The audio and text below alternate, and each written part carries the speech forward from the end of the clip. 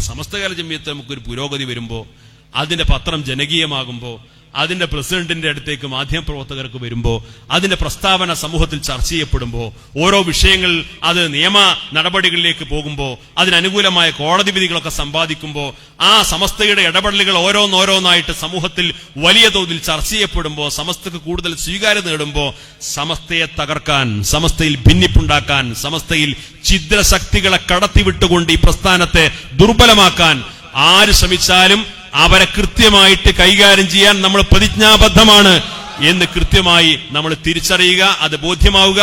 ആരെയും എതിർക്കാനല്ല, ആരെയും തകർക്കാനല്ല. പക്ഷേ സമസ്ത കേരള ജമിയത്തുലമയെ തൊട്ടാൽ, സമസ്ത കേരള ജമിയത്തുലമയുടെ പുരോഗതിയുടെ വഴിയിൽ തടസ്സം നിന്നാൽ, സമസ്ത കേരള ജമിയത്തുലമ സത്യസന്ധമായ വഴികളിലൂടെ മുന്നോട്ട് പോകാൻ കഴിഞ്ഞ കാലങ്ങളിൽ മുന്നോട്ട് പോയ വഴികളിലൂടെ അഭംഗുരം ചലിച്ചുകൊണ്ടിരിക്കുന്ന സമയത്ത് അതിന്റെ വഴിയിൽ തടസ്സം നിൽക്കാൻ വന്നാൽ അത്തരം ആളുകളെ ചവറ്റുകൊട്ടയിലേക്ക് വലിച്ചെറിയാൻ ഈ പ്രസ്ഥാനം ശക്തമാണ് എന്ന് കാണിച്ചു കൊടുക്കേണ്ട സമയത്ത് നമ്മൾ കാണിച്ചു കൊടുക്കേണ്ടി വരും.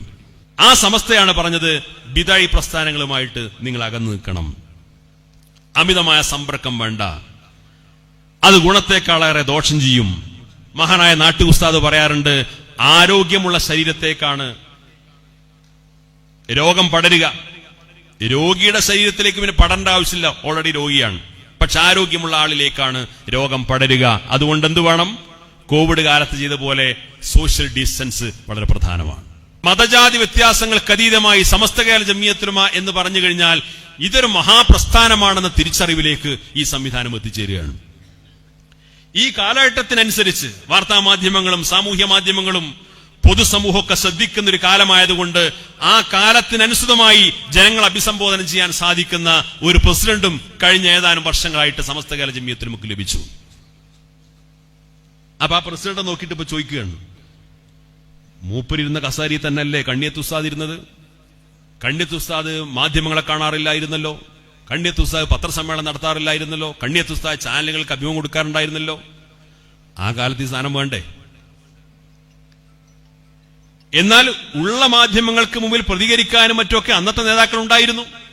സമസ്ത കേരള ജമിയത്തുലമ വിഭാവന ചെയ്യുന്ന മതവിദ്യാഭ്യാസം, അത് സമസ്തയുടെ മതവിദ്യാഭ്യാസം, അത് വേറിട്ട മതവിദ്യാഭ്യാസമാണ്.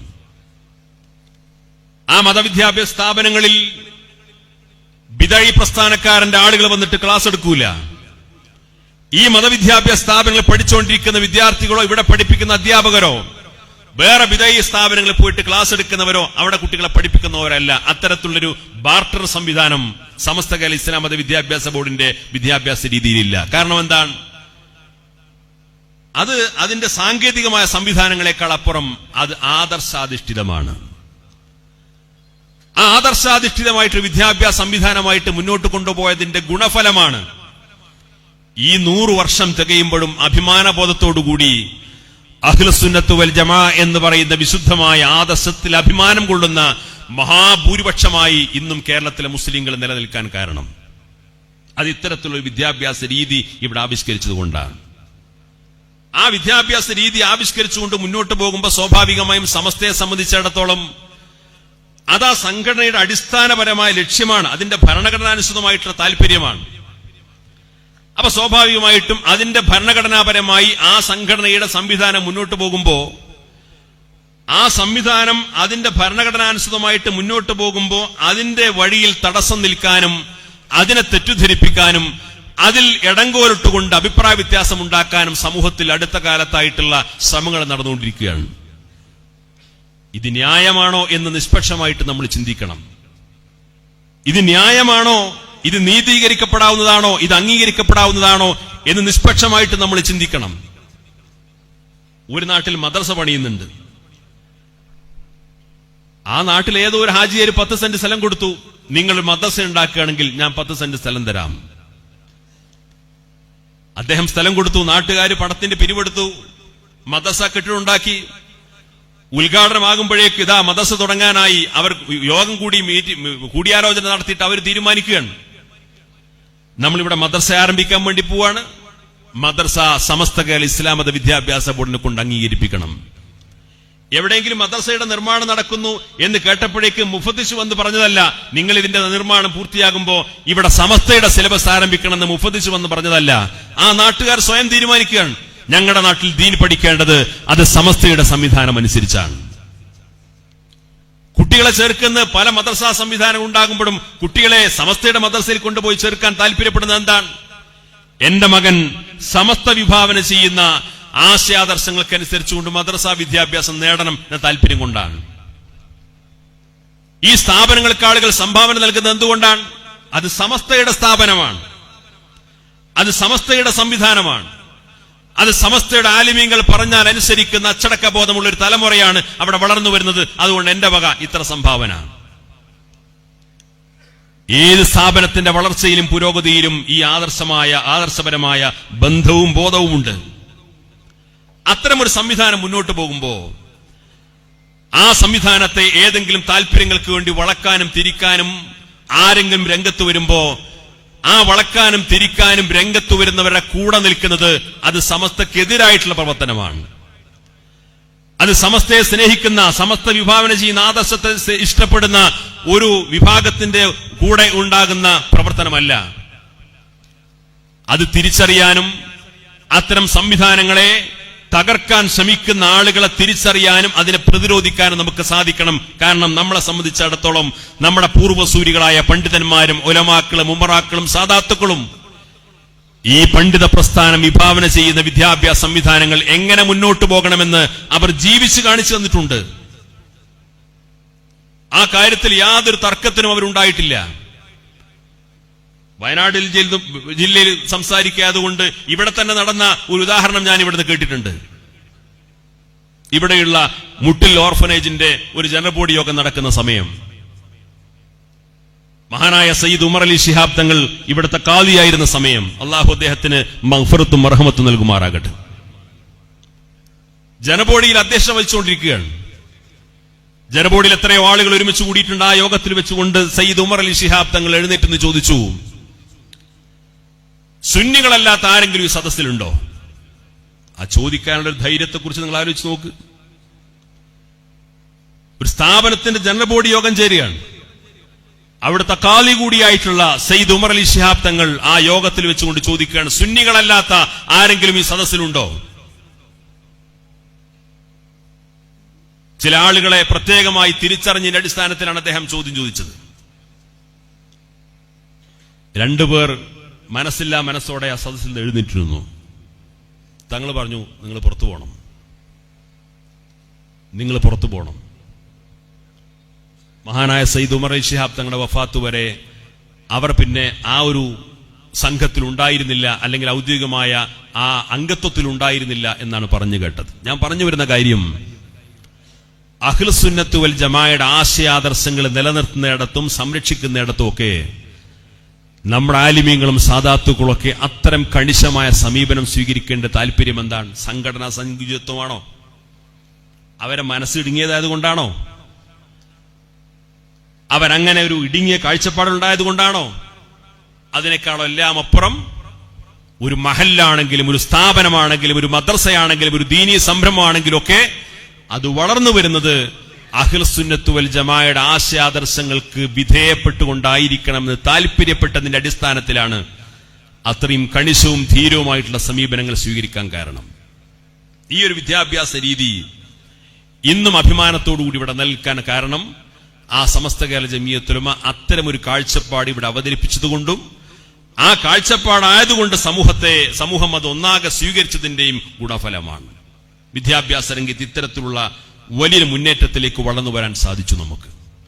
മാത്രമല്ല, സമസ്ത നടത്തിക്കൊണ്ടിരിക്കുന്ന വിദ്യാഭ്യാസം എന്ന് പറയുമ്പോൾ അതിന്ന് കേരളത്തിൽ മാത്രമല്ല, അയൽ സംസ്ഥാനങ്ങളിൽ മാത്രമല്ല, മലയാളി സാന്നിധ്യമുള്ള പ്രദേശങ്ങളിൽ പോലുമല്ല, ലോകത്തുടനീളം അതിന് വലിയ ഒരു പ്രചാരം നേടിക്കഴിഞ്ഞു. ഈ 100ാം വാർഷികത്തിന്റെ ഭാഗമായിട്ട് കഴിഞ്ഞ 2 വർഷം മുമ്പ് ആരംഭിച്ച ഒരു സംവിധാനമാണ് സമസ്തയുടെ ലേണിംഗ് സംവിധാനം, ഓൺലൈനിൽ മദ്രസ പഠിക്കാനുള്ള സംവിധാനം. 2 വർഷം മുമ്പ് മാത്രമാണ് ആരംഭിച്ചത്. അത് സമസ്ത കേരള ഇസ്ലാം മത വിദ്യാഭ്യാസ ബോർഡിന്റെ മദ്രസകൾ ഫിസിക്കലായി കുട്ടികൾക്ക് പോയി പഠിക്കാൻ സൗകര്യമുള്ള മദ്രസകളുള്ള പ്രദേശങ്ങളിൽ സമസ്ത ലേണിംഗിന് രജിസ്ട്രേഷൻ കൊടുക്കില്ല. അവിടെ അവർ ആ മദ്രസയിൽ തന്നെ പോയി പഠിച്ചോളണം. സമസ്തയുടെ മദ്രസകൾ ഇല്ലാത്ത പ്രദേശങ്ങളിൽ, അത് ലോകത്തിന്റെ ഏത് ഭാഗത്താണെങ്കിലും സമസ്തയുടെ ഇ ലേണിംഗ് മദ്രസയിൽ ചേർന്നുകൊണ്ട് പഠിക്കാം. അത് മുതിർന്നവർക്കുണ്ട്, കുട്ടികൾക്കുണ്ട്, വ്യത്യസ്തമായ സിലബസുകളുണ്ട്. അത് ആരംഭിച്ചു കഴിഞ്ഞപ്പോഴാണ് ജീവിതത്തിൽ ഇന്നുവരെ കേരളം സന്ദർശിക്കാത്ത, ഇന്ത്യ സന്ദർശിക്കാത്ത, മലയാള ഭാഷ സംസാരിക്കാൻ അറിയാത്ത ലോകത്തുള്ള 30 രാജ്യങ്ങളിലുള്ള വിദ്യാർത്ഥികൾ ഇന്ന് സമസ്ത ഇ ലേണിംഗ് മദ്രസയിൽ പഠിച്ചുകൊണ്ടിരിക്കുന്നുണ്ട്. ഞാനിത് ഒരു അതിശയോക്തിക്ക് വേണ്ടി പറയുന്നതല്ല. നിങ്ങൾക്ക് വേണമെങ്കിൽ കോഴിക്കോട് ഫ്രാൻസിസ് റോഡിലുള്ള സമസ്ത ഇ ലേണിംഗ് മദ്രസയുടെ സ്റ്റുഡിയോയിൽ പോയി കഴിഞ്ഞാൽ അവിടെ കാണാം ഒരുപാട് സ്റ്റുഡിയോകൾ. ഓരോ രാജ്യങ്ങളിലെ വിദ്യാർത്ഥികൾക്ക് അവരുടെ തദ്ദേശീയമായ ഭാഷയിൽ അവരുടെ സമയം ക്രമീകരിച്ചുകൊണ്ട് വ്യത്യസ്തമായ സിലബസുകളിലൂടെ സമസ്തയുടെ മദ്രസ പഠനം, മദ്രസ അധ്യാപനം ഓൺലൈനിലൂടെ നടത്തുന്ന സ്റ്റുഡിയോകൾ അവിടെ കാണാൻ പറ്റും. രാപ്പകൽ ഭേദമന്യേ ഓരോ രാജ്യത്തെ സമയത്തിന് ക്രമീകരിച്ചുകൊണ്ട് 30 രാജ്യങ്ങളിലുള്ള വിദ്യാർത്ഥികൾ ഇന്ന് സമസ്തയുടെ ഇ ലേണിംഗ് മദ്രസയിൽ പഠിച്ചുകൊണ്ടിരിക്കുന്നുണ്ട്.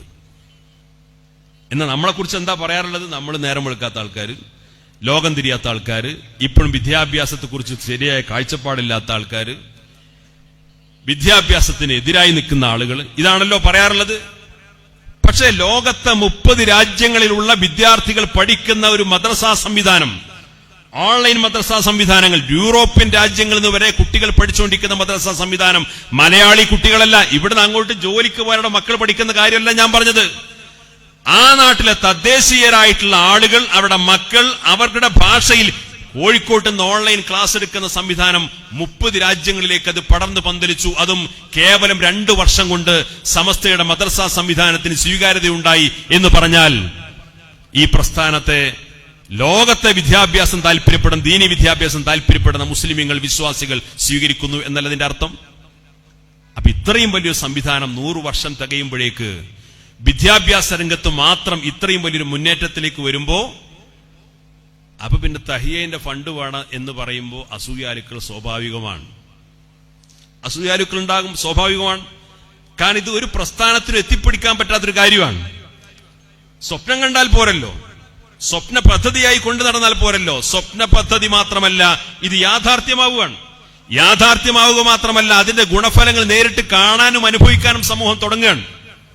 അപ്പൊ സ്വാഭാവികമായിട്ടും സമസ്തയോട് അസൂയുണ്ടാകും, സമസ്തയോട് ശത്രുതയുണ്ടാകും, സമസ്തയുടെ പദ്ധതികളെയും മറ്റുമൊക്കെ വികൃതമായിട്ട് ചിത്രീകരിക്കാൻ ആളുകളുണ്ടാകും. അത് അതിന്റെ വഴിയേ പോകും. പക്ഷെ നമ്മൾ ഈ മുന്നേറ്റത്തിന്റെ പാതയിലാണ്. വിദ്യാഭ്യാസ രംഗത്ത് ഇത്തരത്തിലുള്ള വലിയ മാറ്റങ്ങൾക്ക് ഈ പ്രസ്ഥാനം നേതൃത്വം കൊടുത്തുകൊണ്ടിരിക്കുകയാണ്. ഞാൻ വേറെ ഭാഗം പറയാം. ഇതേപോലെ നമ്മൾ ജീവിച്ചുകൊണ്ടിരിക്കുന്ന ഇന്ത്യ രാജ്യത്ത് വളരെ അടിസ്ഥാനപരമായ പ്രശ്നങ്ങളെ പലപ്പോഴും സമസ്തകാല ജമിയത്തുൽ ഉലമ നിയമ പോരാട്ടങ്ങളിലൂടെ നേരിടേണ്ടി വന്നിട്ടുണ്ട്. കോടതിയുണ്ട്, ആർക്കും കോടതിയിൽ പോകാം, ആർക്കും ഹർജി കൊടുക്കാം, ആർക്കും നിയമ പോരാട്ടം നടത്താം, വിജയിക്കാം, പരാജയപ്പെടാം, സ്വാഭാവികമാണ്.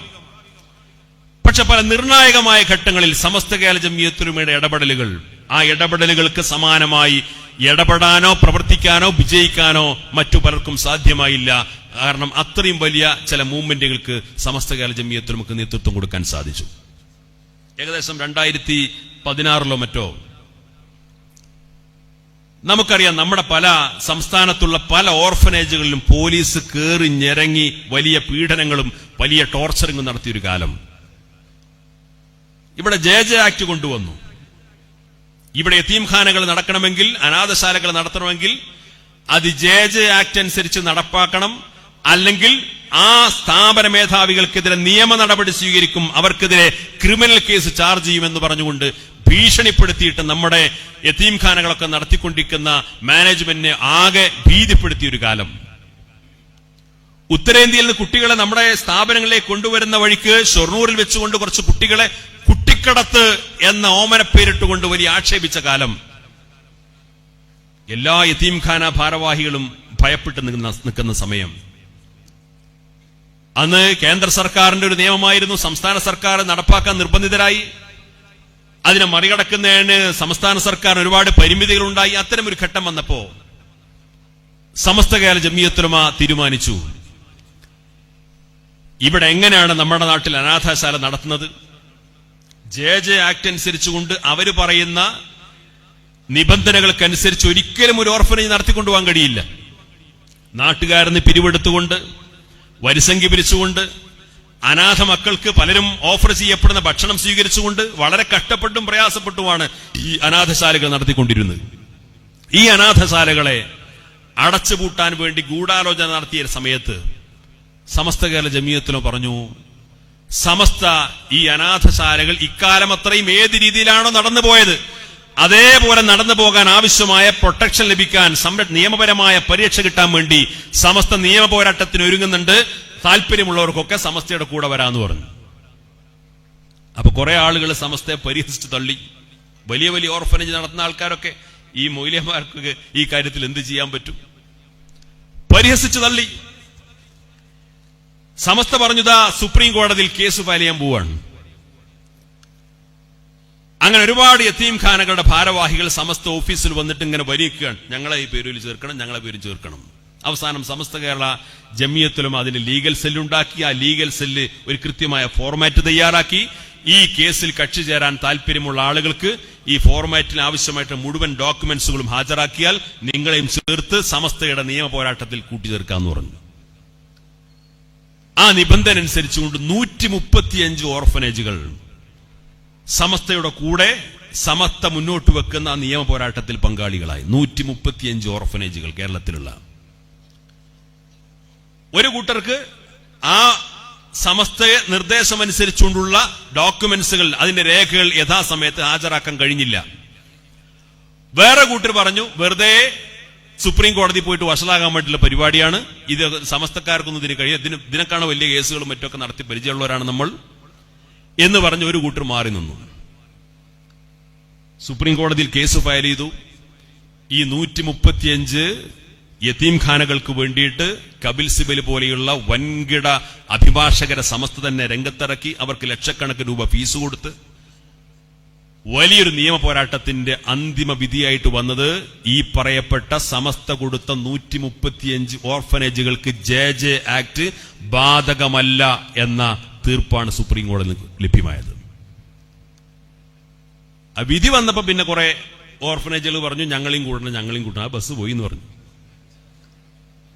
ഇന്നും 135 ഓർഫനേജുകൾ ഈ JJ ആക്ട് ബാധകമല്ലാതെ കഴിഞ്ഞ കാലങ്ങളിൽ എങ്ങനെയാണ് ആ യതീംഖാനകൾ മനോഹരമായി പ്രവർത്തിച്ചിരുന്നത് അതേപോലെ ആ 135 യതീംഖാനകൾ മനോഹരമായി പ്രവർത്തിക്കാനുള്ള നിമിത്തം സമസ്ത കേരള ജമിയത്തുലമയുടെ നിയമ പോരാട്ടമാണ്. അപ്പൊ ഞാൻ പറഞ്ഞു വരുന്ന കാര്യം, നിർണായകമായ പല ഘട്ടങ്ങളിലും സമസ്ത കേരള ജമിയത്തുലമ വിദ്യാഭ്യാസ രംഗത്തെന്ന പോലെ ഇതുപോലുള്ള നിയമ പോരാട്ട രംഗത്തും ഇടപെട്ടിട്ടുണ്ട്. ഹിജാബിന്റെ വിവാദം വന്നല്ലോ കഴിഞ്ഞ ആഴ്ച. ഈ ഹിജാബ് വിവാദത്തിൽ ഭാഗികമായൊരു വിധിയെങ്കിലും വന്നത് കർണാടക ഹൈക്കോടതി നടത്തിയിട്ടുള്ള വിധിക്കെതിരെ സുപ്രീം കോടതിയിൽ ഹർജി പോയതാണ്. ആ സുപ്രീം കോടതിയിൽ ഹർജി കൊടുത്ത സമയത്ത് കേരളത്തിൽ നിന്ന് നല്ലൊരു അഭിഭാഷകനെ വെച്ചുകൊണ്ട് ആ ഹർജി ഫയൽ ചെയ്ത സംഘടന അത് സമസ്ത കേരള ജമിയത്തുലമയാണ്. നമ്മൾ പിന്നെ ഇത് വെച്ചിട്ട് എവിടെയും തെരഞ്ഞെടുപ്പിൽ മത്സരിക്കാനും പ്രചരണം നടത്താനും ഇല്ലാത്തതുകൊണ്ട് ഇതാരും എവിടെയും പറയാറുമില്ല, പ്രസംഗിക്കാറുമില്ല, എഴുതാറുമില്ല. പക്ഷെ ഇത് പഠിച്ചു നോക്കുന്ന സമയത്ത് ഈ 100 വർഷക്കാലത്തിനിടയിൽ സമുദായത്തെ നേരിട്ട വിവിധങ്ങളായ പ്രശ്നങ്ങളും മറ്റൊക്കെ വന്ന ഘട്ടത്തിൽ സമസ്ത കേരള ജമിയത്തുലമ നടത്തിയിട്ടുള്ള വലിയ വലിയ പോരാട്ടങ്ങൾ അതൊരിക്കലും ചെറുതായിട്ട് കാണാൻ കഴിയില്ല. സമുദായത്തിന് ആവശ്യമുള്ള ഘട്ടത്തിൽ സമസ്ത കേരള ജമിയത്തുലമയുടെ ഇടപെടലുകൾ ഈ സമുദായത്തിന് വലിയ ഗുണമുണ്ടായിട്ടുണ്ട്. നമ്മളൊരു ബഹുസ്വര സമൂഹത്തിൽ ജീവിക്കുന്നവരാണ്. വർഗീയത ഒരു കൊടും ഭീഷണിയായിട്ട് നമ്മുടെ രാജ്യത്ത് വർദ്ധിച്ചു വരികയാണ്. മതവിദ്വേഷ പ്രചാരണം നടന്നുകൊണ്ടിരിക്കുകയാണ്. വലിയ രീതിയിലുള്ള കളവ് പ്രചരിപ്പിച്ചുകൊണ്ടിരിക്കുകയാണ്, വെറുപ്പ് പ്രചരിപ്പിച്ചുകൊണ്ടിരിക്കുകയാണ്. ഈ വെറുപ്പുൽപാദനമൊക്കെ ആരംഭിക്കുന്നതിന്റെ മുമ്പ് നമ്മുടെ സമുദായത്തിനകത്ത് തീവ്രവാദ സ്വഭാവമുള്ള സംഘടനകൾ കടന്നു വന്നു. കേരളത്തിലെ ഓരോ മതസംഘടനകളെയും സാമൂഹിക പ്രസ്ഥാനങ്ങളൊക്കെ എടുത്ത് പരിശോധിച്ചു നോക്കൂ നിങ്ങൾ. ഈ തീവ്രവാദ പ്രസ്ഥാനങ്ങൾ മുസ്ലിം സമുദായത്തിനകത്ത് കടന്നു വന്നപ്പോ എന്തായിരുന്നു ഇവിടുത്തെ പല സംഘടനകളുടെയും നിലപാട്? എന്നാൽ അത്തരം പ്രസ്ഥാനങ്ങൾ രംഗത്ത് വരുന്ന അതിന്റെ 1-ാം തീയതി തന്നെ ഇത്തരം തീവ്രവാദ പ്രസ്ഥാനങ്ങളുമായിട്ട് മുസ്ലിം സമുദായത്തിന് ബന്ധമില്ല, നമ്മുടെ ചെറുപ്പക്കാർ അങ്ങോട്ട് പോകാൻ പാടില്ല, പിൻപറ്റാൻ പാടില്ല എന്ന് ആദ്യത്തെ വെടിപൊട്ടിച്ചത് സമസ്ത കേരള ജമിയത്തുലമയാണ്. മുസ്ലിം സമുദായത്തിനകത്ത് അത്തരത്തിലുള്ള അപകടകരമായൊരു പ്രവണത വളർന്നു വരുന്നു എന്നറിഞ്ഞപ്പോഴേക്ക് അതിനെ ശക്തമായി പ്രതിരോധിക്കുന്നിടത്ത് സമസ്ത കേരള ജമിയത്തുലമ വലിയ പങ്കുവഹിച്ചു. ഏത് സംഘടനകളുടെ പേരൊന്നും പറയേണ്ടതില്ല, പേര് മാറ്റി വന്നിട്ട് പോലും അതിന്റെ അപകടാവസ്ഥ സമൂഹത്തെ ബോധ്യപ്പെടുത്തി അത്തരം കേരളത്തിലെ മുസ്ലിം സമുദായത്തിന്റെ മുഖ്യധാരയിലേക്ക് അത്തരം തീവ്രവാദ പ്രസ്ഥാനങ്ങൾക്ക് പ്രവേശനമില്ല എന്ന ഏകകണ്ഠമായ അഭിപ്രായ സ്വരൂപണത്തിലേക്ക് കേരളത്തിലെ എല്ലാ മുസ്ലിം സംഘടനകളെയും എത്തിച്ചതിൽ വലിയ പങ്കുവഹിച്ചത് സമസ്ത കേരള ജംഇയ്യത്തുൽ ഉലമയാണ്. സമസ്ത കേരള ജംഇയ്യത്തുൽ ഉലമ ഒരു ബഹുസ്വര സമൂഹത്തിൽ മുസ്ലിം എങ്ങനെ ജീവിക്കണം, എങ്ങനെ മുന്നോട്ട് പോകണം, എന്ത് സമീപനം സ്വീകരിക്കണം എന്ന് ഇതുപോലുള്ള വ്യത്യസ്തമായ സംഭവങ്ങളിലൂടെ കൃത്യമായിട്ട് ഈ സമുദായത്തെ പഠിപ്പിച്ചു കൊടുത്തു. വലിയ വലിയ പ്രശ്നങ്ങൾ ഈ സമൂഹത്തിൽ കടന്നു വന്നപ്പോഴെല്ലാം ഈ രീതിയിലുള്ള കൃത്യമായ ഒരു സമീപനം സമസ്ത കേരള ജംഇയ്യത്തുൽ ഉലമ സ്വീകരിച്ചു. ബിദായി പ്രസ്ഥാനങ്ങളുടെ കാര്യത്തിലാണെങ്കിലും കള്ളത്തൊരീക്കത്തുകാരുടെ കാര്യത്തിലാണെങ്കിലും വ്യാജ സിദ്ധന്മാർ കടന്നു വന്നപ്പോഴും മതത്തിന്റെ പേര് പറഞ്ഞുകൊണ്ട് ആയത്തും ഹദീസും ഉദ്ധരിച്ചുകൊണ്ട് വ്യത്യസ്തമായ സംഘടനകൾ കടന്നു വന്നപ്പോഴൊക്കെ എന്താണ് ഇവിടുത്തെ പൊതുസമൂഹം കാതോർക്കുന്നത്? ഈ കാര്യത്തിൽ സമസ്ത കേരള ജംഇയ്യത്തുൽ ഉലമ എന്തു പറയുന്നു? ഒരു പുതിയ ത്വരീഖത്ത് പ്രത്യക്ഷപ്പെട്ടു, ആദ്യം ചോദിക്കുന്നത് എന്താണ്? ഈ കാര്യത്തിൽ സമസ്ത തീരുമാനമെടുത്തിട്ടുണ്ടോ ഇല്ലയോ? ആ സംഘടനയെ കുറിച്ച് സമസ്ത എന്താ പറഞ്ഞത്? ഇതല്ലേ ചോദിക്കാറുള്ളത്? സമസ്തയുടെ 100 വർഷത്തെ ചരിത്രം പരിശോധിച്ച് നോക്ക്. സമസ്ത തള്ളിപ്പറഞ്ഞ സംഘടനകൾ, തള്ളിപ്പറഞ്ഞ വ്യക്തികൾ, തള്ളിപ്പറഞ്ഞ ആശയങ്ങൾ, സമസ്ത പിൻപറ്റരുത് എന്ന് പറഞ്ഞ പട്ടികയിലുള്ള ആളുകൾ, അത് നോക്കുമ്പോ ഒരുപാട് ആ പട്ടികയിൽ ആളുകളെ കാണാൻ പറ്റും. അത് മാത്രം നിരീക്ഷിക്കുന്ന ഒരാൾക്ക് തോന്നും, എന്താ സമസ്തക്ക് ഇതാ പണി? ഇടക്കിടക്ക് ഇങ്ങനെ അവർ ശരിയല്ല, അവർ പിഴച്ചവരാണ്, അവരെ പിൻപറ്റാൻ പാടില്ല, അവരെ പിന്തുണക്കാൻ പാടില്ല, അവരെ പ്രോത്സാഹിപ്പിക്കാൻ പാടില്ല, അവരെ സഹായിക്കാൻ പാടില്ല, ഇതിങ്ങനെ ഇടക്കിടക്ക് സമസ്ത പറഞ്ഞായിട്ട് കാണാൻ പറ്റും. അപ്പൊ സമസ്ത ഇങ്ങനെ ഇതിനായിട്ട് നടക്കുന്ന സംഘടനയാണോ എന്ന് തോന്നിപ്പോകും. പക്ഷെ ഈ 100 കൊല്ലത്തിനിടയിൽ ഒരുപാട് പ്രസ്ഥാനങ്ങളെയും വ്യക്തികളെയും ആശയങ്ങളെയും ഒക്കെ ഈ സമസ്ത തള്ളി പറഞ്ഞിട്ടും ഇപ്പോഴും കേരളത്തിലെ മഹാഭൂരിപക്ഷം വരുന്ന മുസ്ലിങ്ങൾ സമസ്ത കേരള ജംഇയ്യത്തിനെ വിഭാവന ചെയ്യുന്ന അഹ്ലുസുന്നത്ത് വൽ ജമാഅയുടെ ഭാഗമാണ്. എന്താ കാരണം?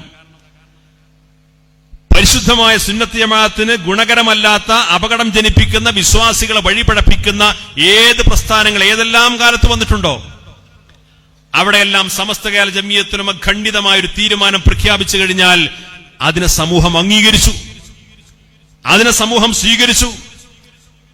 ഒരു കള്ളത്തൊരീക്കത്ത് വന്നു, ആ നാട്ടിലെ ജനങ്ങളൊക്കെ കൂടെ സമസ്ത കേരള ജംഇയ്യത്തുൽ ഉലമക്ക് പരാതി കൊടുത്തതാ, ഞങ്ങളെ നാട്ടിൽ പുതിയൊരു ദിക്റായിട്ട് കുറച്ച് ആളുകൾ ഇറങ്ങിയിട്ടുണ്ട്, ഞങ്ങൾ എന്താ ചെയ്യേണ്ടത്? കാഴ്ചയിൽ വലിയ നിസ്കാരക്കാരാണ്, ദിക്ർ ചൊല്ലിക്കൊണ്ടിരിക്കുന്നത്, മൗലൂദ് ഓതിക്കൊണ്ടിരിക്കുന്നുണ്ട്, പല രീതിയിൽ വലിയ ആത്മീയമായ പ്രഭാവം കാണുന്നുണ്ട്, പക്ഷെ ഞങ്ങൾ എന്താണ് ചെയ്യേണ്ടത്? സമസ്ത മുഷാവറയിൽ ചർച്ച ചെയ്തു. ആ കത്ത് ചർച്ച ചെയ്തിട്ട് സമസ്ത മുഷാവറ അത് സംബന്ധമായി പഠിക്കാൻ ഒരു സമിതിയെ നിയോഗിച്ചു. ആ സമിതി അത് സംബന്ധമായി വിശദമായ പഠനം നടത്തിയിട്ട് തൊട്ടടുത്ത മറ്റൊരു മുഷാവറയിൽ ആ സമിതി അവരുടെ പഠന റിപ്പോർട്ട് അവതരിപ്പിക്കുകയാണ്. അവതരിപ്പിച്ചപ്പോ പറഞ്ഞ കാര്യം എന്താണെന്നറിയോ?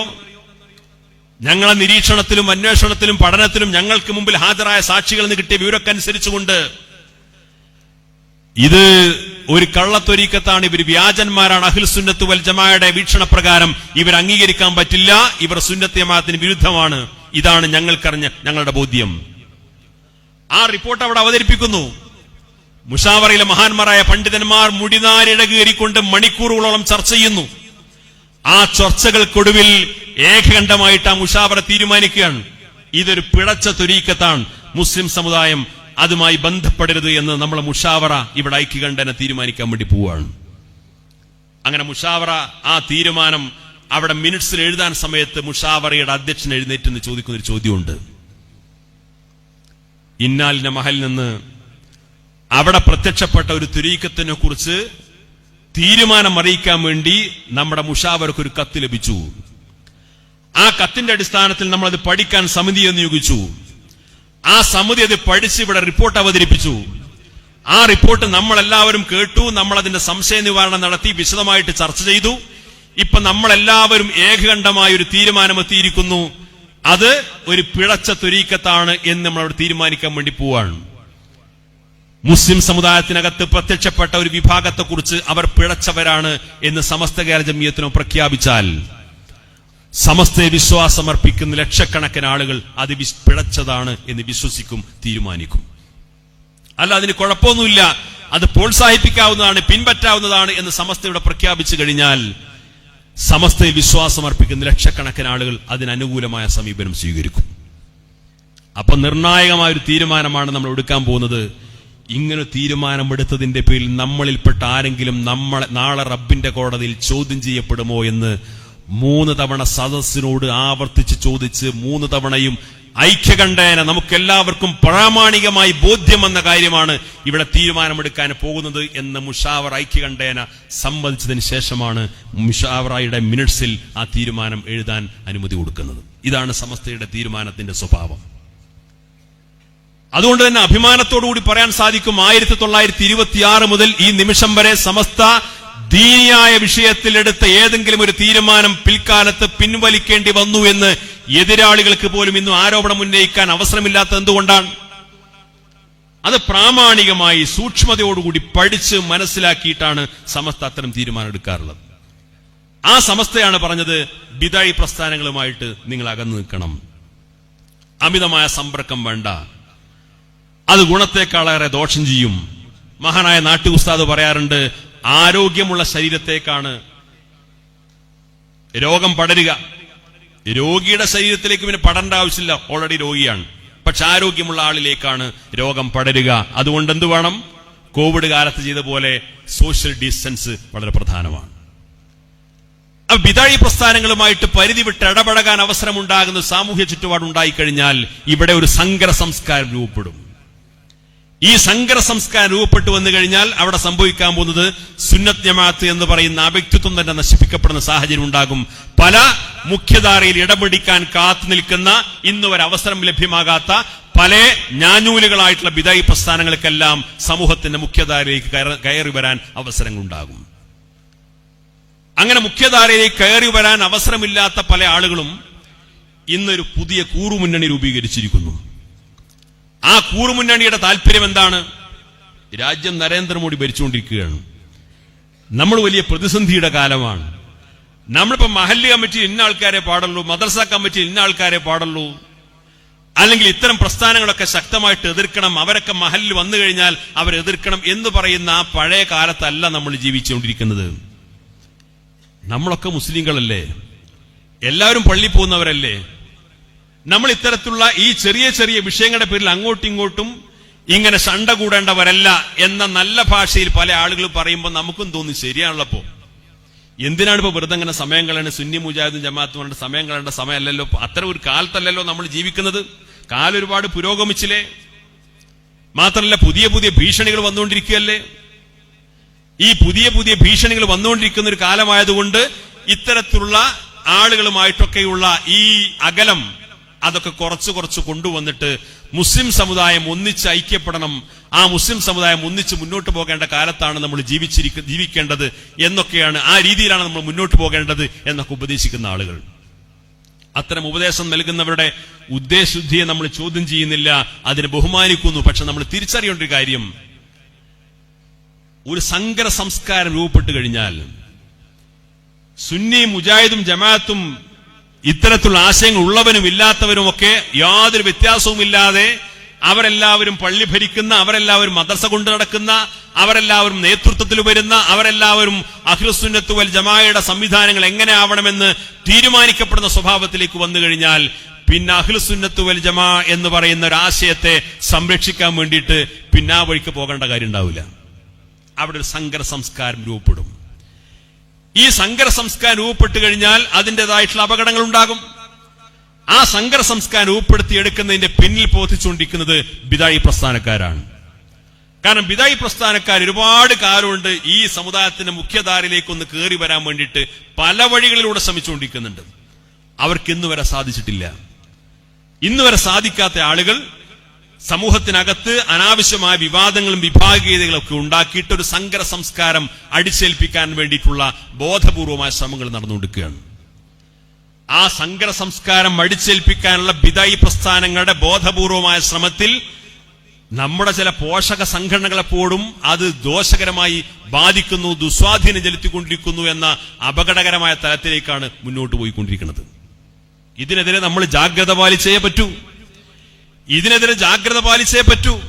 ഇതിനെ തടയിടാൻ ആവശ്യമായിട്ടുള്ള ശക്തമായിട്ടുള്ള ഒരു ചെറുത്തുനിൽപ്പ് സംഘടനാപരമായി മഹല്ല് തലങ്ങളിൽ, സ്ഥാപനങ്ങളിൽ, നമ്മൾ ഇടപെടുന്ന മുഴുവൻ മേഖലകളിലും നടത്തിയിട്ടില്ലെങ്കിൽ ഈ പ്രസ്ഥാനത്തിന്റെ അസ്തിത്വം തന്നെ ഇല്ലായ്മ ചെയ്യപ്പെടുന്ന, ചോദ്യം ചെയ്യപ്പെടുന്ന അപകടകരമായ അവസ്ഥയിലേക്ക് എത്തും. ഇത് പറയുമ്പോ അതിനെതിരെ വേറെ കുറെ ചാപ്പ കുത്തിയിട്ട് വിമർശിച്ചുകൊണ്ട് കാര്യമില്ല. കാരണം ഇത്തരത്തിലുള്ള ആശയപരമായ കാര്യങ്ങൾ സമൂഹത്തിൽ തുറന്നു പറഞ്ഞിരുന്ന എല്ലാ കാലത്തും ഇതിന് സമാനമായ വിമർശനങ്ങളും ചാപ്പകുത്തലുകളും ഉണ്ടായിട്ടുണ്ട്. എല്ലാ കാലത്തും ഉണ്ടായിട്ടുണ്ട്. ഇപ്പൊ അടുത്ത കാലത്താണ് നമ്മുടെ സമസ്തയുടെ 100ാം വാർഷികവുമായി ബന്ധപ്പെട്ടുകൊണ്ട് പഴയകാല രേഖകൾ സംഘടിപ്പിക്കുന്നതിന്റെ ഭാഗമായിട്ട് നമ്മുടെ സുവനീറിന്റെ പ്രവർത്തകർ സമസ്തയുടെ സ്ഥാപക ജനറൽ സെക്രട്ടറി ആയിരുന്ന PV മുഹമ്മദ് മൗലവിയുടെ പേരമകൻ അബ്ദുൽ ജലീൽ എന്നു പേരുള്ള ഒരു റിട്ടയർഡ് സർക്കാർ ഉദ്യോഗസ്ഥൻ ഇന്ന് കോഴിക്കോട് ജീവിച്ചിരിപ്പുണ്ട്. അപ്പോ സമസ്തയുടെ സ്ഥാപക ജനറൽ സെക്രട്ടറിയുടെ പേരക്കുട്ടി എന്ന് പറഞ്ഞു കഴിഞ്ഞാൽ അയാളുടെ അടുത്തൊക്കെ വലിയ രേഖ കിട്ടിക്കഴിഞ്ഞാൽ 100 കൊല്ലം മുമ്പത്തെ രേഖകളാണ് കിട്ടാൻ പോകുന്നത്. അപ്പൊ അദ്ദേഹം അതുമായി ബന്ധപ്പെട്ട് ഒരുപാട് പഴയ രേഖകളോ അദ്ദേഹത്തിന്റെ കൈവശം സൂക്ഷിച്ച രേഖകളോ കിട്ടി. അതിൽപ്പെട്ട ഒരു രേഖ പിൽക്കാലത്തുള്ള ഒരുപാട് വർഷങ്ങൾക്ക് ശേഷമുള്ള ഒരു കത്ത് കിട്ടി, ഒരു നോട്ടീസ്.